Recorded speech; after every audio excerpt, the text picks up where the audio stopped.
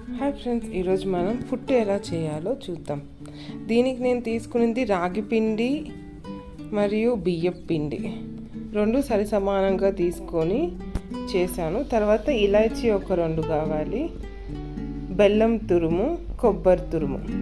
ప్రాసెస్లోకి వెళ్తే పిండిని ఫస్ట్ వేయించుకోవాలి. హీట్ మీద లో ఫ్లేమ్ మీద వేయించి రెండింటిని కొంచెం నెయ్యి కూడా వేయాలి.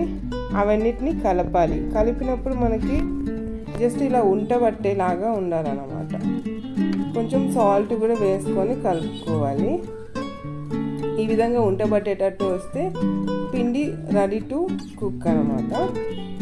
సో దీన్ని మనము ఇది పుట్టు తయారు చేసే కుక్కర్లా ఉంటుంది. మనకి బయట షాప్స్లో కూడా దొరుకుతుందండి. సో దాంట్లో ఫిల్ చేసుకుంటున్నాను. ఫస్ట్ కొంచెం కొబ్బరి వేసుకున్నాను, తర్వాత ఈ పిండి అంతా స్టఫ్ చేసుకుంటున్నాను.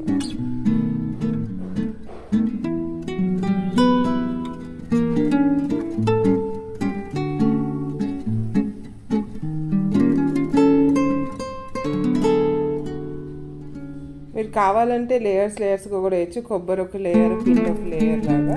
ఆల్రెడీ నేను కొబ్బరి కూడా పిండిలోనే కలిపేసాను కాబట్టి ఎక్కువ వేయలేదు. తర్వాత ఇదే ఆ కుక్కర్. సో ఈ విధంగా వాటర్ ఫిల్ చేసి దాన్ని పొయ్యి మీద పెట్టేసినాక ఆవిరి వస్తుంది. దాని మీద ఈ ఫిల్ చేసింది పెట్టేసేయాలి.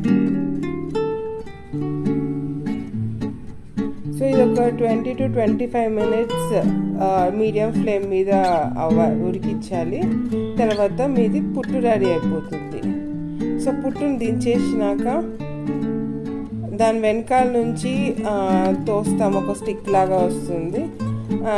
దాంట్లో బెల్లం కానీ షుగర్ కానీ ఎలా అయినా మీ ఇష్టం, లేదా ఉత్తది కూడా తినచ్చు, లేదంటే బెల్లం కానీ షుగర్ కానీ వేసుకొని తినచ్చు.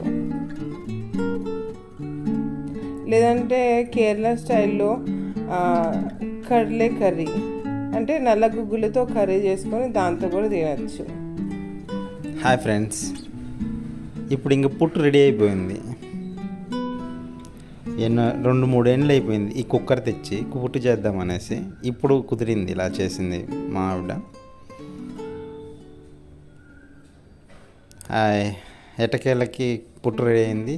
టేస్ట్ చేసి చెప్తాను. అబ్బాబ్బాబ్బాబ్బా, సూపర్ ఉంది.